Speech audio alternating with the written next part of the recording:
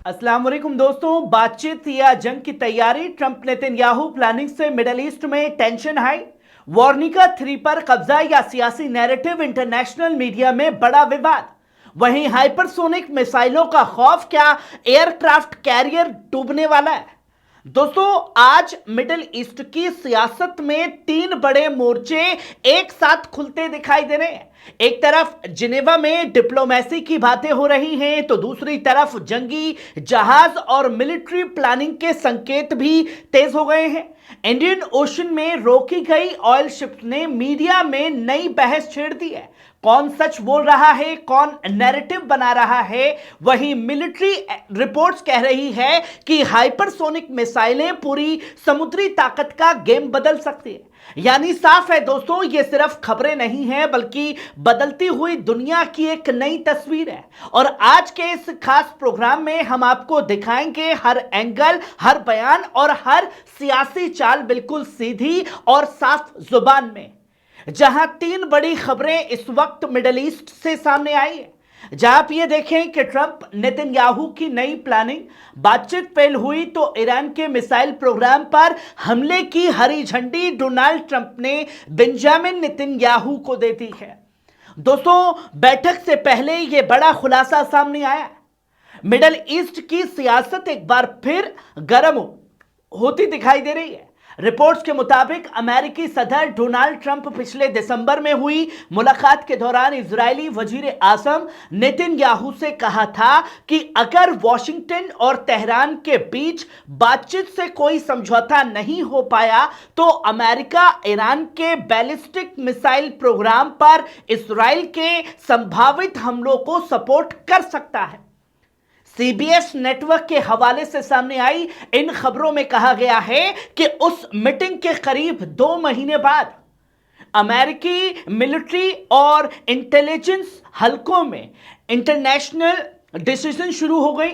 यह देखा जा रहा है कि अगर इजराइल कार्रवाई करता है तो अमेरिका किस तरह उसका साथ देगा। बताया यह भी जा रहा है कि इन बातों को में air to air refuelling, flight routes और लॉजिस्टिक सपोर्ट जैसे पहलू पर भी चर्चा हुई है। दोस्तों, ये सब ऐसे वक्त पर हो रहा है जब मिडिल ईस्ट की तरफ अमेरिकी ताकत बढ़ाई जा रही है। रिपोर्ट्स ये कहती है कि US Gerald Ford aircraft carrier और उसके साथ कई जंगी जहाज इलाके की तरफ भेजे जा रहे और माना जा रहा है कि यह तैनाती अप्रैल के आखिर या मई की शुरुआत तक जारी रह सकती है। लेकिन दिलचस्प बात यह है कि इसी के साथ अमेरिका और ईरान के बीच न्यूक्लियर बातचीत भी जारी है। खबर यह है कि जिनेवा में अगले दौर की बातचीत होने वाली है कल, जहां ओमान की मौजूदगी में इनडायरेक्ट टॉक्स होगी। ईरान के वजीर खारजा अब्बास अरकाची भी अपने वफद के साथ जिनेवा पहुंच चुके हैं। नेतन्याहू का कहना है कि अगर कोई समझौता होता है तो उसमें सिर्फ न्यूक्लियर नहीं बल्कि ईरान के मिसाइल प्रोग्राम और इलाके में उसके सहयोगी ग्रुप्स पर भी पाबंदियां शामिल होनी चाहिए। यानी साफ है, डिप्लोमेसी और दबाव की पॉलिसी साथ साथ चल रही है। यानी दोस्तों, एक तरफ बातचीत की मेज सजी है और दूसरी तरफ जंगी तैयारी भी बढ़ रही है। अब पूरी दुनिया की नजरें इस पर है कि जिनेवा की बातचीत से कोई रास्ता निकलता है या मिडिल ईस्ट में टकराव या खतरा और बढ़ जाता है। वहीं आप ये अगली खबर देखिए। इंटरनेशनल मीडिया में और गोदी मीडिया में एक नैरेटिव चला हुआ था कि भाई वार्निका 3 जो ईरानी शिप है उस पर अमेरिकी फौज ने कब्जा कर लिया है। कल पूरी इंटरनेशनल मीडिया में एक खबर ने जबरदस्त हल्ला मचा दिया। दावा किया गया कि इंडियन ओशन में अमेरिकी फोर्सेस ने ईरान से जुड़ी एक ऑयल शिप वार्निका 3 पर कब्जा कर लिया है। कई इंटरनेशनल अखबारों और प्लेटफॉर्म्स ने इसे बड़ी कार्रवाई बताया और कहा कि यह जहाज ईरानी तेल नेटवर्क से जुड़ा हुआ था। आप जेरूसलम पोस्ट और दूसरी रिपोर्ट देखिए, वहां बताया गया कि अमेरिकी फौज ने जहाज को ट्रैक करके बोर्डिंग की और इस पर सेक्शंस के खिलाफ चल रही गतिविधियों से जोड़कर पेश किया गया। इस खबर के बाद सोशल मीडिया पर भी कई तरह के नैरेटिव तेजी से फैलने लगे। लेकिन दोस्तों, कहानी यही खत्म नहीं होती। इसके कुछ ही देर बाद दूसरी तरफ से बिल्कुल अलग दावा सामने आया। कहा गया कि वॉर्निका 3 का ईरान से कोई सीधा ताल्लुक नहीं है, ना जहाज ईरानी है और ना उसकी शिपमेंट तेहरान के कंट्रोल में है बताई जा रही है। यानी अब सवाल ये उठ रहा है, क्या जल्दी में कोई ऐसा नैरेटिव बनाया गया जिसे बाद में चुनौती मिल रही है? देखिए, इस पूरे मामले में अलग अलग मुल्क और मीडिया अपने अपने एंगल से बात कर रहे हैं। एक तरफ अमेरिका बयान है जिसमें मैरीटाइम सिक्योरिटी और सेक्शंस इन्फोर्समेंट की बात कही जा रही है, वहीं दूसरी तरफ ईरान से जुड़े सूत्र और कुछ एनालिस्ट कह रहे हैं कि इस खबर को बढ़ा चढ़ाकर पेश किया गया और इससे सियासी दबाव बनाने की एक कोशिश हो सकती है। सच्चाई क्या है, यह अभी पूरी तरह साफ नहीं है।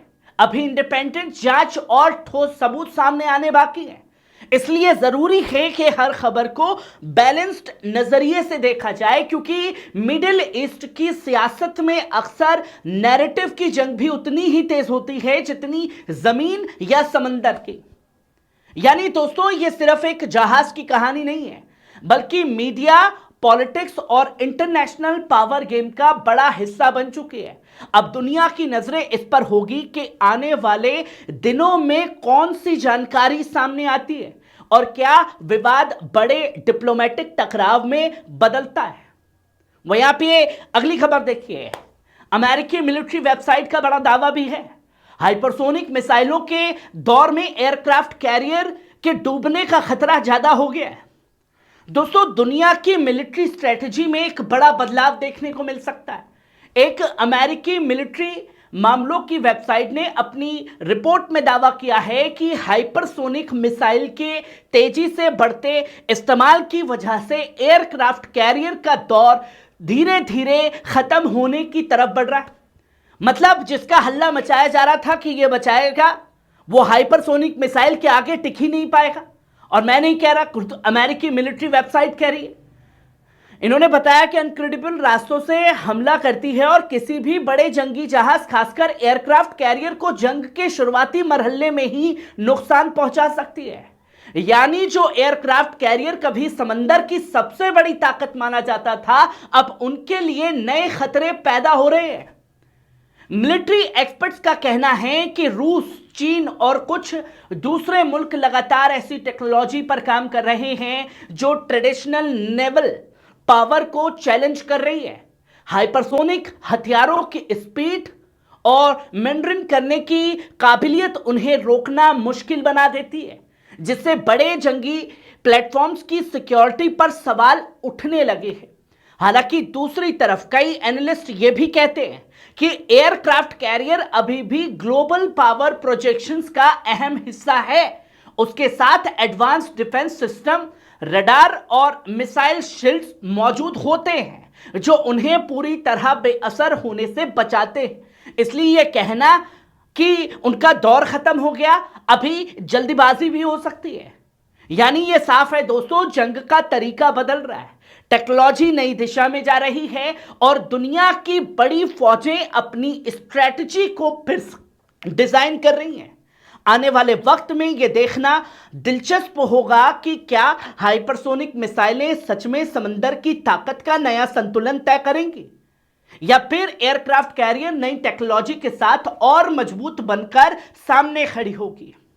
बहरहाल जो भी हो, यह तस्वीर एकदम साफ है कि ईरान पर हमला होगा और ईरान बैकअप में पूरी तरीके से तैयार है। हाइपरसोनिक मिसाइलों का खौफ इजराइल और अमेरिका दोनों को सता रहा है। जिनेवा में होने वाली मीटिंग पर सबकी नजरें बनी हैं कि जंग होगी या डील होगी। खबर कैसी लगी कमेंट बॉक्स में आकर के अपनी राय जरूर दीजिएगा। शुक्रिया।